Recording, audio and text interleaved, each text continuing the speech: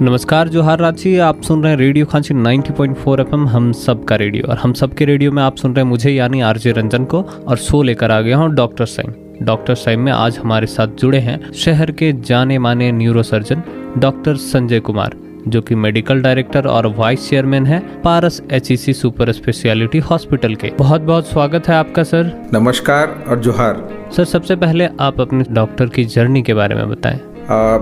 Medical profession में journey तो जैसे एक MBBS स्टूडेंट के नाते हमने अपनी पटना से की थी, और उसके बाद तो ये पायदान चढ़ते गए और स्पेशलाइजेशन सुपर स्पेशलाइजेशन करके और विदेशों में जाके मैंने फेलोशिप की जापान में, और फिर मैं सबसे पहले यहाँ रांची में अपोलो हॉस्पिटल में करीब 13 साल था। वहाँ पे न्यूरो सर्जरी की डेडिकेटेड OT टीम बनाई थी, और एक नई शुरुआत थी रांची में न्यूरो के मरीजों की सेवा के लिए। और मुझे गर्व है कि ये बखूबी मैं कर पाया, और ये पहली बार टीम वर्क का कंसेप्ट मैंने दिया, जो कि एक अकेला डॉक्टर बड़े काम को करने में जो अक्षम हो पाता है, वो एक टीम के द्वारा मैंने करने की कोशिश की। और उसके बाद फिर मैं मेडिका हॉस्पिटल जो बूटी मोड़ के पास में है, वहाँ पे अपनी सेवाएं हमने दी, वो पूरी टीम के साथ, और एक नए आयाम पे न्यूरो साइंसेस को पहुँचाया। और उसके बाद उसके कारण हम अभी पूर्वी भारत में जो न्यूरो की जो सोसाइटी है,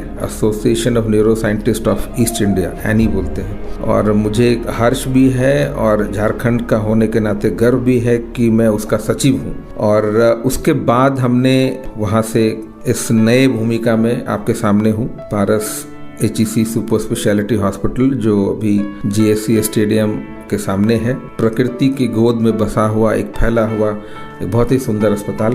और यहाँ पे मैं एक न्यूरो सर्जरी और स्पाइन सर्जरी के रूप में झारखंड के लोगों को सेवा दे पाऊँ, ये हमारी ईश्वर से कामना है। और जनता का प्यार और आशीर्वाद जो मुझे पहले मिलता आ रहा है हमारे टीम को, मैं चाहता हूँ वो बरकरार रहे और मैं लोगों के आकांक्षाओं पर खरा उतरूँ, यही मेरी पढ़ने वाले से विनती है। जी सर। और आप सर, आपने बताया कि मेडिका में आपने सर्व किया है, तो मेडिका और ये सुपर स्पेशलिटी हॉस्पिटल पारस कैसा लगता है आपको सर?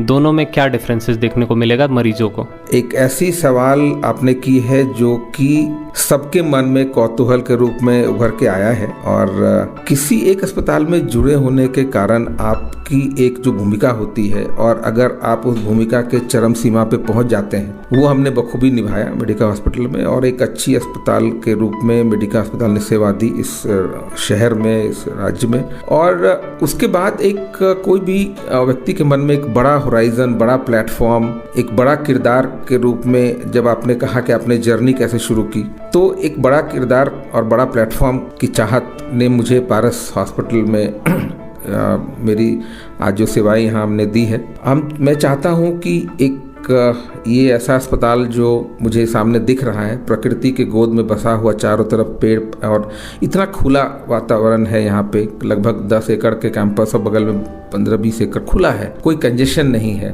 और हॉस्पिटल के अंदर लोगों, अगर आप जाते हैं तो लोगों के मन में डर होता है, सब कुछ आपका ठीक है, फिर भी एक क्लोजनेस होती है, क्लॉस्ट्रोफोबिया होती है, और वो क्लॉस्ट्रोफोबिया शायद यहाँ नहीं मिले, ओपननेस है। दूसरी बात है कि एक फेथ, जो डॉक्टर और पेशेंट के बीच का जो रिश्ता होता है, वो एक बेहतर रूप ले सके। आज समाज में इसी में मैंने देखा है थोड़ी डिग्रेडेशन हुई है, हरास हुआ है, तो ये विश्वास हम कायम कर पाए और एक छत के नीचे अंडर वन रूफ सारी फैसिलिटीज मिले। यहाँ पे CT स्कैन है, लेटेस्ट MRI है, कैथ लैब है, और सारे फैसिलिटीज एक छत के नीचे हो, ताकि पेशेंट्स को कहीं और ले जाके जांच न करानी पड़े। ये पेशेंट्स के लिए बहुत जरूरी है, क्योंकि सबसे इम्पॉर्टेंट होता है पेशेंट के जो परिजन हैं, ये अस्पताल में अपने मरीजों को भर्ती करते हैं, खर्च तो आता है, health care has become costly, लेकिन वो विश्वास होना चाहिए कि मैंने अगर अस्पताल में पेशेंट रखा है तो हमारे पेशेंट का देखभाल अच्छा से होगा और सारी फैसिलिटीज होगी, एंड वो जो बोलते वैल्यू फॉर मनी, तो वो होना चाहिए। और हम सभी हेल्थ केयर में काम करने वाले सभी लोग, हम चिकित्सक के रूप में और जो लोग प्रशासन चलाते हैं अस्पताल के, उनसे भी, सभी लोगों से एक तारतम्य बनाकर, हाथ से हाथ मिला के, कंधे से कंधे मिला के ऐसी फैसिलिटी देने की कोशिश करनी चाहिए कि जनता का विश्वास हो सके। और ये जनता का विश्वास कहीं ना कहीं लैक ऑफ कम्युनिकेशन के कारण होता है।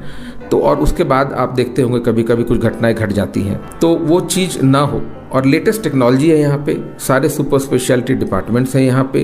कुछ ऐसे डिपार्टमेंट्स जो किसी अस्पताल में नहीं है वो यहाँ पे स्टार्ट होने वाले हैं। हिमेटो ऑन्कोलॉजी होने वाली है, बोन मैरो ट्रांसप्लांट होगी, एक डेडिकेटेड कैंसर का हॉस्पिटल बनेगा और बहुत सारे ऐसे डिपार्टमेंट्स जुड़े यहाँ पे स्टार्ट की जाएगी जो कि रांची में एक इंस्टीट्यूशन के रूप में नहीं ले पाया है, इसकी प्रयास रहेगी। तो इन सभी चीज़ों के कारण, और एक डॉक्टर्स तभी अच्छा सेवा कर पाएंगे जब डॉक्टर्स खुश रहेंगे, तो ऐसी एक वातावरण यहाँ निर्माण करने की कोशिश की जाएगी कि doctors, happy patients, happy attendants, happy society, ऐसी एक फिलॉसफी लेके काम करने की कोशिश की जाएगी।